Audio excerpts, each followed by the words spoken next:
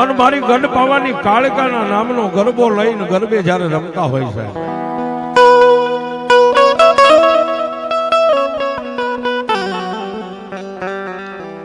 પણ એ પાવાના ચોકની માલપા સાહેબ, ચાંપાનેરના ચોકની માલપા એ રાજા પતાઈ જ્યારે આવે ને સાહેબ, જેટલી બેનું દીકરીઓ ગરબે રમતા હોય એને પાવાનો ધણી એ લાણી આપે સાહેબ, ઇનામ આપે. આહો મહિનાની નવરાત્રીની માલપા, આખી ગરવી ગુજરાતની માલપા, ચાંપાનેરની માલપા એ સાહેબ પાવાગઢની નવરાત્રી વખણાય.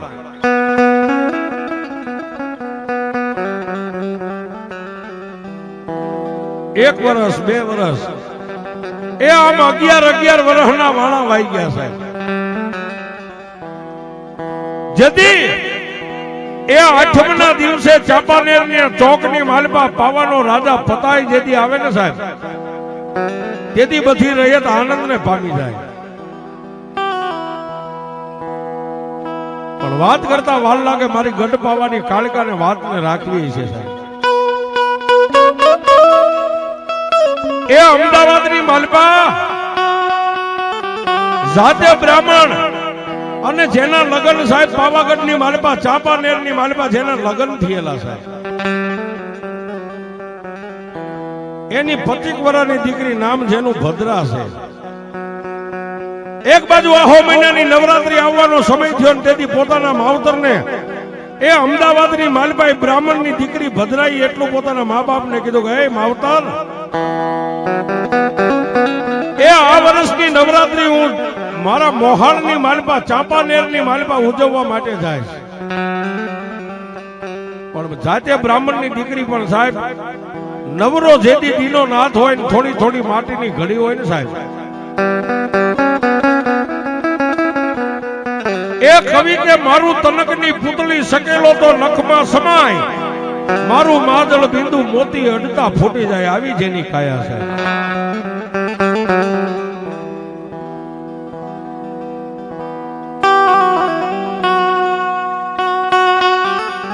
એ નવરાત્રીને એક દિવસ આડો રહ્યો એટલે ભદ્રા નાઈ ધોઈ પોતાના દેહને પવિત્ર કરી અને 5 હાથ જોડી કપડા પોતાના બસકે બાંધી અને પોતાના માવતરને કીધું કે હવે હું નવરાત્રી કરવા માટે મોસાળની માલપા જાઉં છું.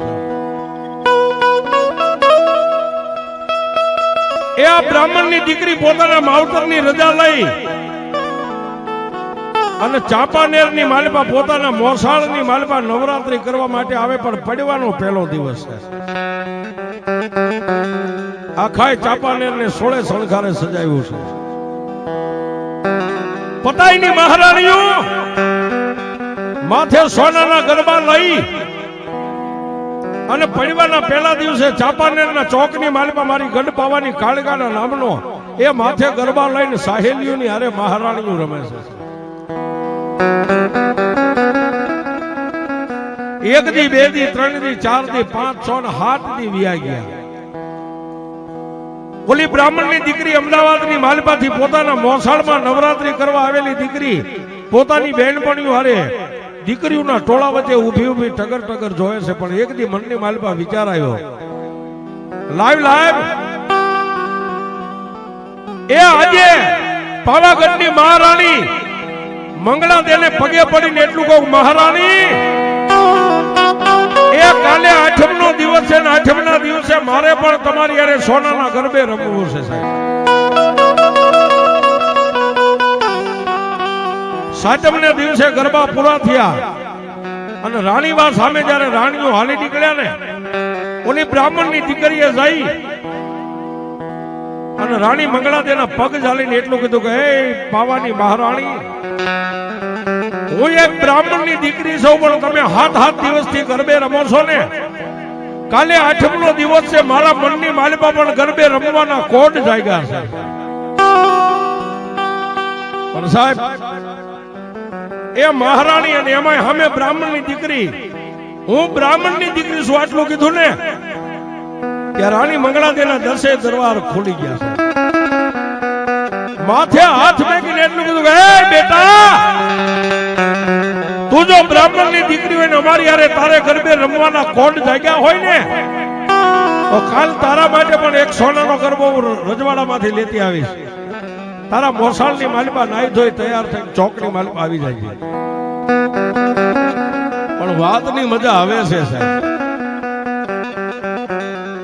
એ એક બાજુ સાહેબ આઠમનો દિવસ અને આઠમના દિવસે વહેલા પરોળીએ જાગી અને માતાજીના જુવારાનું થાપન કળશનું કર્યું છે. કળશ સામે બેહી અને ટગર ટગર મારી ગઢ પાવાની કાળિકાની મૂર્તિ સામે રાણી મંગળા એટલું કહે છે કે હે માં, એ માં, એ હાથ દિવસ તો કદાચ અમે નકોડા ઉપવાસ કરીને તારા નામના ગરબા એ ચોકમાં નાચ્યા કૂદ્યા ગરબા ગાયા, પણ મારી આજે આઠમનો દિવસ છે ને આઠમના દિવસે અમારી યારે મારી ગઢ પાવાની કાલુડી તું રમવા નો આવ્યો બાપ. રાણી મંગળાના આંખમાંથી એક બેન ત્રીજું આહુડું પડ્યું ને એ મારી ગઢ પાવાની કાળિકા બોલી કે રાણી મંગળા બેટા, તારા હૈયામાં જો આમ હોય ને તું મને કદાચ વાયક દેતી હોય ને તો આજ આઠમની રાતે હું તારી યારે ગરબા રમવા આવીશ, પણ મને ઓળખી લેજે બાપ.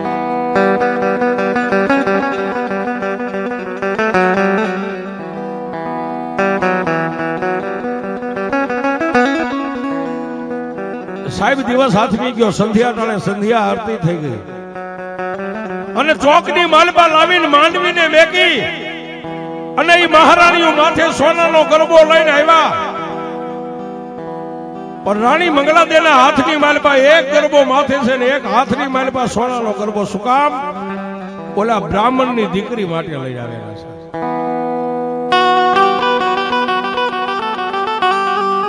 એ બ્રાહ્મણની દીકરી માટે લઈને આવેલા ચોકની માલપા દીકરી આવીને બાપ ત્યાં તો બધી પાવાની મહારાણીઓ ઝાંખી પડે. આવું છે એનો રૂપ સાહેબ.